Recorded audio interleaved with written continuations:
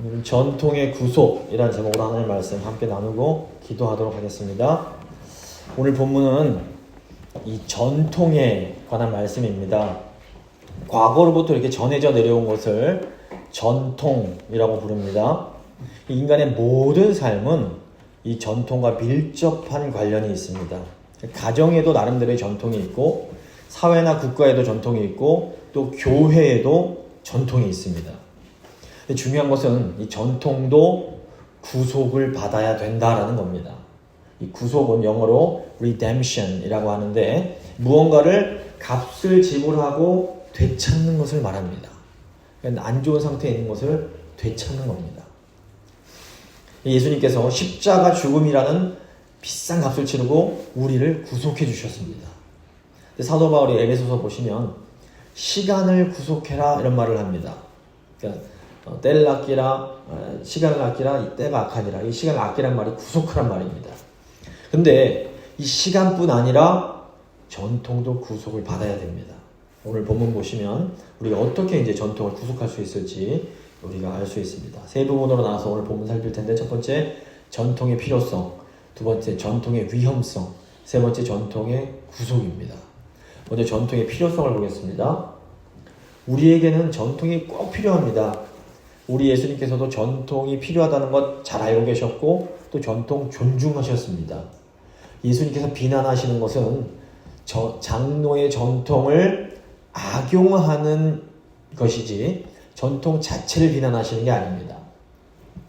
예수님 당시에 유대교회는 아주 독특한 전통이 있었습니다. 1절 2절 보시면, 그때 바리새인과 서기관들이 예루살렘으로부터 예수께 나와 이르되 당신의 제자들이 어찌하여 장로들의 전통을 범하나이까? 떡 먹을 때 손을 씻지 아니하나이다. 예수님 당시 유대인들은 이 장로의 전통, 예전엔 장로의 유전이라고 불리는 것을 가지고 있었습니다. 바벨론 포로에서 돌아온 유대인들이 어떻게 하면 이제 하나님 율법을 더 잘 지킬 수 있을지 고민하면서 자세한 규칙을 만듭니다. 이 정결 규칙 중 하나가 바로 식사 전에 손 씻는 거였습니다. 저희도 식사 전에 위생을 위해서 손을 씻습니다. 하지만 유대인들이 식사 전에 손을 씻는 것은 위생의 문제가 아니라 영적인 문제였습니다. 모세 율법에 따르면 이 제사장들이 이 직무를 수행하기 전에 손과 발을 씻어야만 했습니다. 그런데 이 율법이 모든 이스라엘 백성들에게 해당되는 건 아니었습니다. 그런데 이제 포로에서 돌아온 유대인들이 이 율법을 이스라엘 모든 백성에게 적용하면서 일종의 정결 규칙으로 만듭니다. 그리고 이 전통이 예수님 시대까지 전해져 내려오게 된 겁니다. 그럼 왜 유대인들이 이런 전통을 만들었을까요? 모세 율법은 굉장히 심플합니다. 단순 명료합니다. 근데 모세 율법을 우리 실생활에 적용하고 실천하려면 좀 더 세부적이고 구체적인 규칙이 필요했던 겁니다. 가령 십계명 보시면 안식일을 기억하여 거룩하게 지켜라 명령합니다. 그래서 저희가 어떻게 이 계명을 지킬 수가 있습니까? 유대인들이 안식일을 거룩하게 지키라는 이 계명을 좀 잘 실천하고 싶었던 겁니다. 그래서 이 사람들이 안식일에 하면 안 되는 39가지 항목을 만듭니다. 예를 들어서 바느질 금지, 밭 가는 일 금지, 농작물 수확하는 것 금지, 불 켜는 것 금지, 불 끄는 것 금지. 이게 쭉 39가지가 있습니다. 이런 규칙들이 이 성경, 모세 율법에는 나오지 않는 규칙들이었습니다. 그리고 이런 규칙들이 장로의 전통이라는 이름으로 예수님 시대까지 쭉 이어지게 된 겁니다. 근데 지금 이 소위 정통 유대인들은 지금도 이 장로의 전통을 지키고 살아갑니다. 근데 엘리베이터에 이 누르고 끄는 것도 불 켜고 끄는 거기 때문에 토요일만 되면 자동으로 엘리베이터가 오르락 내리락 합니다. 근데 유대인들만 전통이 있는 게 아닙니다. 우리 그리스도인들도 성경에 나오지 않는 많은 전통을 가지고 있습니다. 가령 교회 주일 예배 시간에 남자들은 정장을 입는 전통이 있습니다. 특별히 또 대표기도 맡으신 분들은 거의 정장을 입고 오십니다. 왜 남자들이 교회에 양복을 입고 이렇게 예배를 드리는 걸까요? 이것이 우리가 하나님께 정성스럽게 예배드리는 방법 중에 하나라고 믿기 때문입니다. 우리는 하나님을 온전한 마음으로 예배해야 합니다. 근데 어떻게 하는 게 온전히 하나님을 예배하는 것일까요? 그리스도인들이 정말 이 정성스러운 마음을 표현하는 방법 중 하나가 옷차림인 겁니다. 근데 성경에는 양복이 나오지 않습니다. 우리나라에 양복이 들어온 것이 19세기 말입니다. 과거에 조선시대에는 남자들도 두루마리 한복을 입고 예배를 드렸습니다. 근데 시간이 지나면서 주일 예배 시간에 남자들이 양복을 입기 시작했고 이것이 새로운 전통이 되었습니다. 그리고 저도 그 전통에 따라서 지금 양복을 입고 지금 설교를 하고 있습니다. 그러니까 전통은 우리의 생각과 가치를 실천하기 위한 수단입니다. 예수님께서 포도주와 가죽 부대에 대한 말씀을 하셨습니다. 그러니까 우리가 생각하는 가치가 포도주라면 전통은 이 우리의 생각과 가치를 담는 가죽 부대의 역할을 하는 겁니다. 그러니까 우리가 어떤 생각, 우리가 가지고 있는 가치를 표현하고 담으려면 반드시 전통이 필요합니다. 그런데 시대에 따라 이 전통이 자꾸 변합니다. 인간 사회는 전통을 계승할 뿐 아니라 개혁하고 또 심지어는 파괴하면서 발전해 왔습니다. 우리가 하나님을 예배할 때 가장 중요한 것은 예배의 정신입니다. 하지만 이 정신을 표현하려면 전통이라는 형식, 그릇이 반드시 또 필요합니다. 100년 전에는 깨끗한 한복을 입고 하나님 예배하는 것이 하나님을 온전히 예배하는 전통이었습니다. 근데 지금은 깨끗한 양복을 입고 하나님을 예배하는 것이 하나님을 온전히 예배하는 전통인 겁니다. 하나님을 온전히 예배해야 된다는 이 정신은 변할 수 없습니다. 하지만 하나님을 온전히 예배하기 위한 형식과 전통은 변할 수 있습니다. 그러니까 진리로서의 하나님의 말씀은 절대로 변할 수 없습니다. 하지만 이 진리를 우리 삶 속에서 실천하는 방식으로서의 전통은 변할 수 있고 또 변할 수밖에 없습니다. 그러니까 우리가 이 세상을 살아가려면 전통은 꼭 필요합니다. 그래서 하나님 백성들도 전통을 만들었습니다. 그리고 예수님도 전통 자체를 비난하신 것은 결코 아닙니다. 예수님도 전통을 존중하셨습니다. 그래서 절기만 되면 예수님도 다 가서 참여 다 하십니다. 예수님께서 비난하신 것은 이 전통을 악용하는 유대인들의 태도였습니다. 두 번째, 전통의 위험성입니다. 전통에는 두 가지 위험성이 있습니다. 3절 보시면 대답하여 이르시되 너희는 어찌하여 너희 전통으로 하나님의 계명을 범하느냐. 첫 번째 전통의 위험은 전통을 너무너무 중요시해서 정신을 왜곡시켜버리는 겁니다.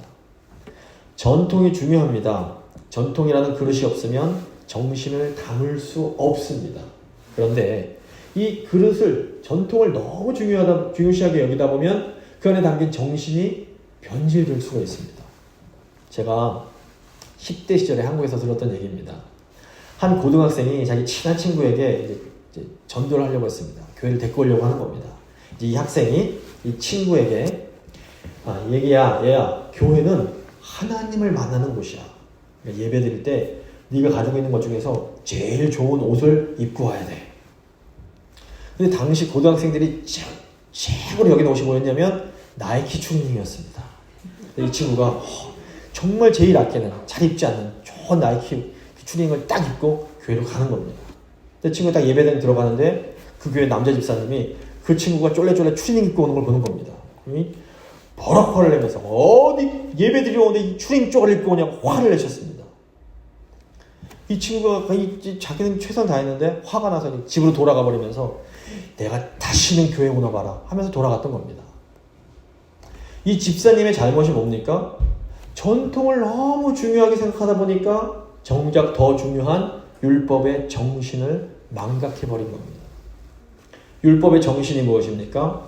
내 이웃을 내 몸처럼 사랑해주는 겁니다. 옷차림보다 더 중요한 것이 그 사람이 예배를 통해서 하나님의 은혜를 받는 겁니다. 과거의 재건교회에도 이 전통을 너무너무 중요시 생각하는 분들이 계셨습니다. 이런 분들이 여자는 교회에 치마 입고 와야 된다 이 전통을 너무 중요하게 생각하신 겁니다. 여자 성도님이 교회에 바지 입고 오면 막 뭐라고 비난을 하십니다. 이거 왜 그럽니까? 전통을 율법의 정신보다 더 소중하게 생각했기 때문입니다. 그런데 이렇게 전통을 이웃사랑이라는 율법의 정신보다 더 중요하게 생각하면 교인들이 상처를 받게 됩니다. 근데 이거보다 더 큰 위험이 있습니다. 전통의 두 번째 위험은 자기의 어떤 목적을 위해서 이 전통을 악용하는 겁니다. 예수님께서 이 유대교 지도자들에게 정말 무섭게 화를 내신 것은 그들이 자기 목적을 위해서 이 좋은 전통을 악용했기 때문입니다.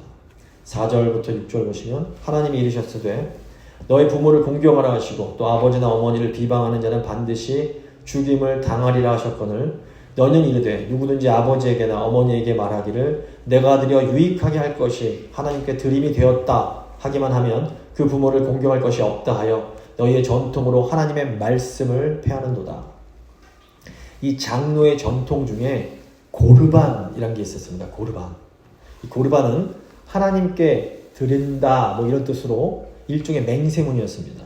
그래서 어떤 곡식이나 어떤 좋은 고기나 이런 거에 대해서 고르반 이렇게 말하기만 하면 이 물건은 성전에 바쳐지는 물건으로 취급이 돼서 어떤 사람도 그 물건에 손을 못 댔습니다. 여기에는 부모님도 예외가 아니었던 겁니다. 그런데 이 맹세가 법적으로 또 강제력은 없었습니다.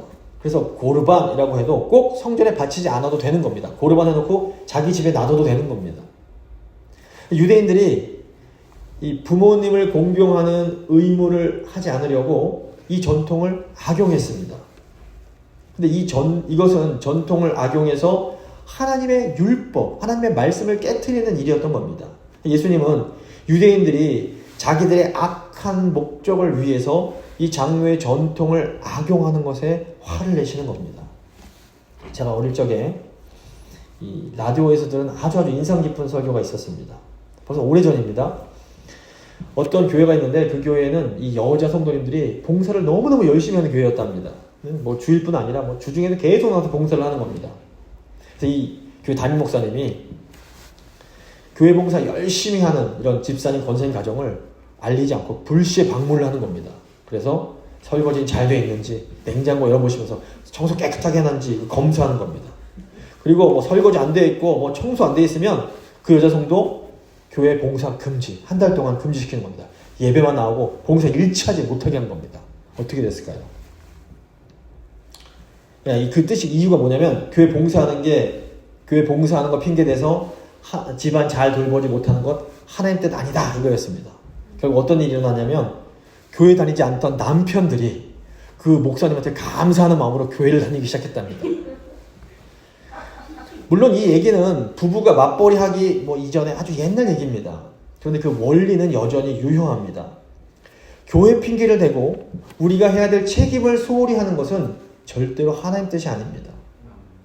우리는 종종 하나님 핑계대고 교회 핑계대면서 내가 할 일을 하지 않으려고 합니다. 오늘 15장인데 마태복음 15장, 마태복음 14장 마지막에 보시면 예수님께서 게네사렛 땅에서 놀라운 기적을 행하십니다. 병자들이 예수님의 옷자락에 손만 대도 다 나음을 입은 겁니다. 근데 이때 유대교 지도자들이 이 소식을 딱 듣고 나서 어떤 일을 해야 됐습니까? 유대교 지도자들 아닙니까? 유대인들이 이 병에서 나음을 입었으면 와, 하나님의 은혜 주셨구나 하고 기뻐해야 마땅합니다. 그런데 이 유대 지도자들은 도리어 예수님의 영향력이 커지는 것을 불안해합니다. 예수님의 영향력이 커지는 만큼 자기들의 영향력이 작아지는 게 싫었기 때문입니다. 결국 이들이 어떻게 합니까? 장로의 전통을 구실로 예수님과 제자들의 잘못을 지적을 합니다. 그런데 너무너무 안타깝지만 이 교회들에도 이런 모습들이 있습니다. 가령 예배 시간에 하나님의 은혜에 감격해서 눈물을 흘리시는 분들이 있습니다. 우리가 이런 모습 보면서 어떻게 마음을 느껴야 됩니까? 와, 성령님이 저 성도님 가운데 역사하셨구나. 참 감사하다. 이런 마음을 가지는 게 정상입니다. 그런데 이상하게 우리가 가끔씩 바리새인처럼 변합니다. 우리는 다른 성도들이 이렇게 은혜 받는 것보다 내가 불편한 걸 먼저 생각을 합니다. 예배 시간에 다른 사람들이 우는 게 마음에 안 들고 예배 시간에 다른 사람들 옷차림이 마음에 안 듭니다. 예배 시간에 다른 사람들이 너무 크게 찬양하는 것도 마음에 안 들고 크게 기도하는 것도 마음에 안 듭니다. 예배 시간에 애들이 막 떠드는 것도 마음에 안 드는 겁니다. 그럼 이제 우리가 어떻게 행동을 합니까? 우리가 소위 전통을 사용해서 내가 기분 나쁨을 지적하기 시작합니다. 왜 예배 시간에 질질 짜고 난리야? 왜 옷을 그런 식으로 입 밖에 못 입는 거야? 왜 예배 시간에 이렇게 떠들고 난리야? 이거 우리 전통이랑 다르잖아. 우리 교회 그렇게 해오지 않았잖아. 전통을 얘기하는 겁니다. 솔직히 바리새인들이 틀린 말 한 건 아니었습니다. 예수님 제자들이 식전에 손 못 씻었을 것 같습니다. 그런데 바리새인들은 분명 전통을 악용하고 있었습니다. 이에 대해서 우리 예수님께서 뭐라고 말씀하십니까? 7절 보시면 외식하는 자들아, 이 위선자들아, 이사야가 너희에게 관하여 잘 예언하였도다. 일러스되 이 백성이 입술로는 나를 공경하되 마음은 내게서 멀도다.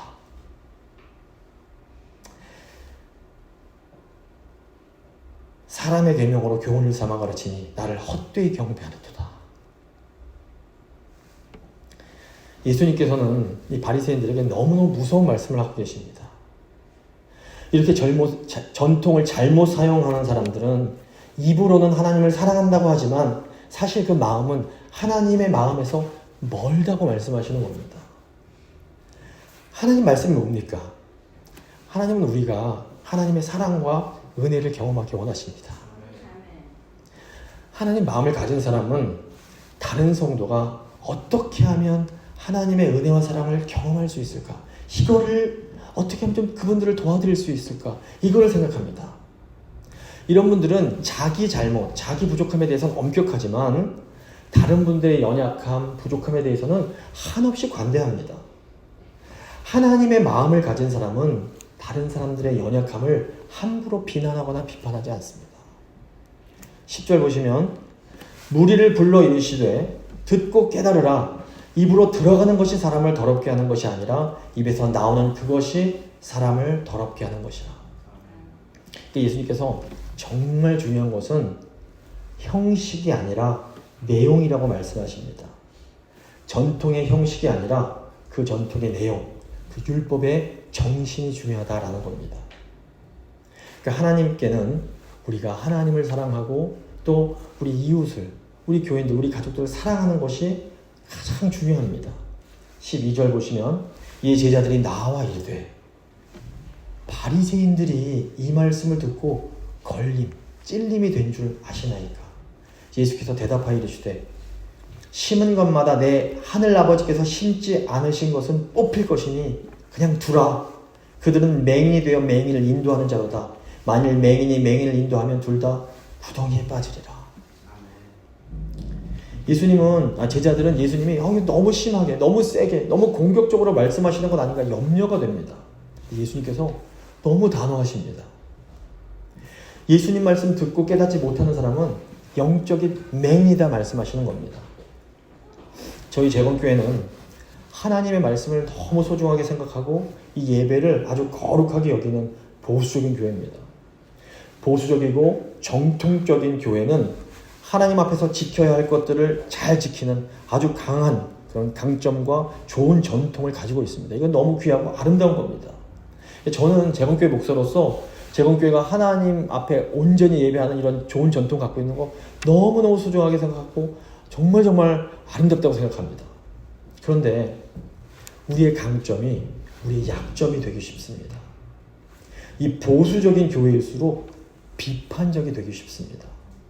그러다 보니까 이 보수적인 교회가 좋은 전통을 잘못 사용할 위험을 항상 가지고 있습니다.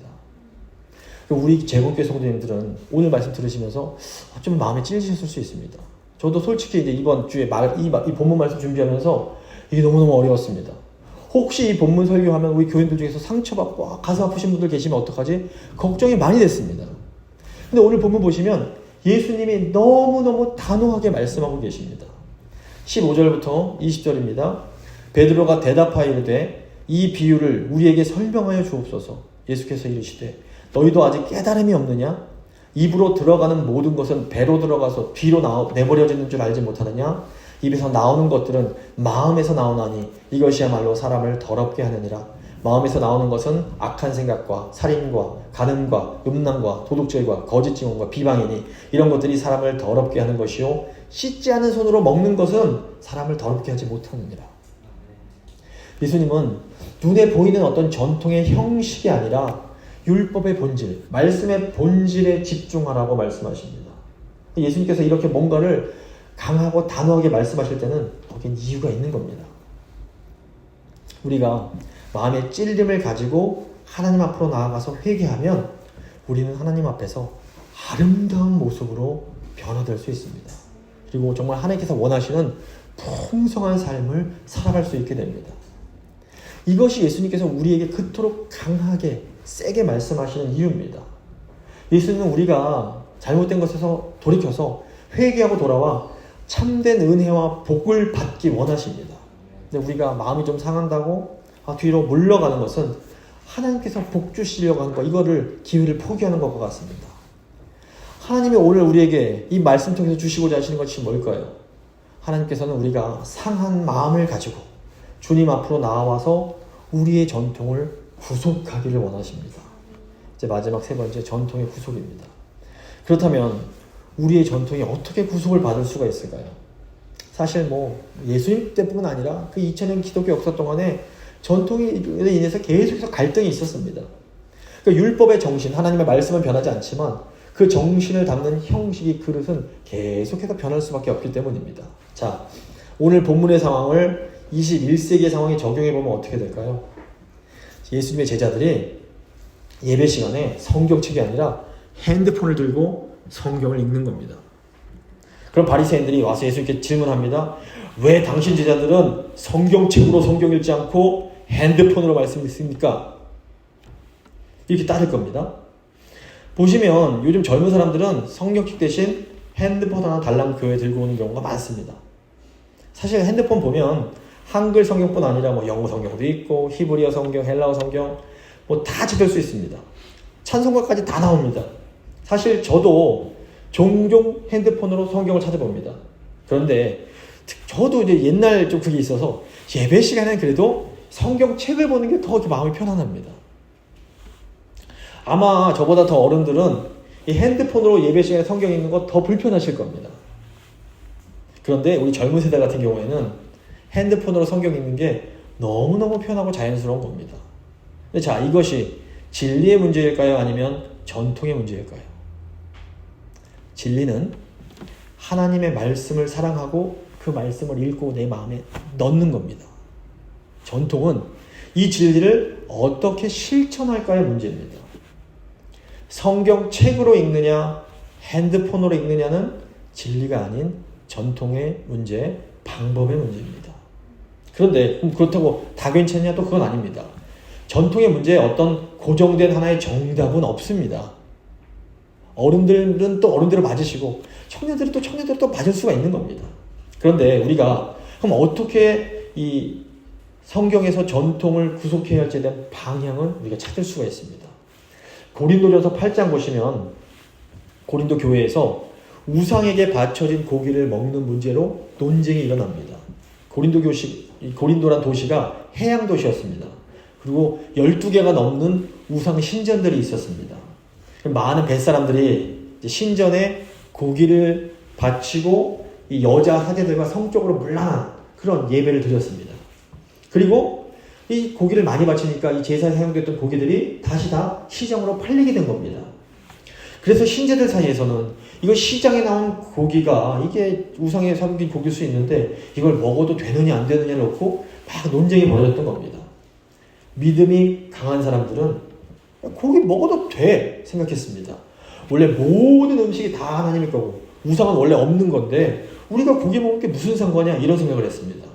그런데 이제 이 헬라 문화권에서 자라나고 이제 막 예수님 믿음이 약한 사람들은 그래서 마음이 꺼리는 겁니다. 이 우상에 바쳐졌던 음식을 이거 좀 더러운 거 아니야? 이 양심에 걸리게 되는 겁니다. 이에 대한 사도 바울의 대답이 뭐였습니까? 바울은 우상은 아무것도 아니다. 즉 고기를 먹어도 괜찮다라는 거였습니다. 이러면 이거 고기 먹으라는 얘기야? 그런데 여기서 끝이 아닙니다. 바울은 만약에 성도 중에 딱 한 사람이라도 내가 고기 먹는 거 보고 시험에 들어서 넘어진다면 나는 죽을 때까지 고기 안 먹겠다. 이렇게 얘기합니다. 이게 무슨 말입니까? 바울은 믿음이 강한 사람이 믿음이 약한 사람을 위해서 양보하는 것이 옳다라고 말을 하는 겁니다. 그깟 고기 먹는 것보다 신자의 믿음을 세우는 것이 훨씬 더 중요하다라는 겁니다. 바울은 우리가 그리스도인으로서 무엇이든지 할 수 있는 자유가 있지만 이 자유를 나를 위해서가 아니라 다른 성도들을 섬기기 위해서 사용해야 한다. 이렇게 말을 하고 있습니다. 바울은 그래서 유대인들에게는 유대인처럼 행동을 하고 헬라인에게는 헬라인처럼 행동을 했습니다. 이것은 그들의 영혼을 얻기 위해서였습니다.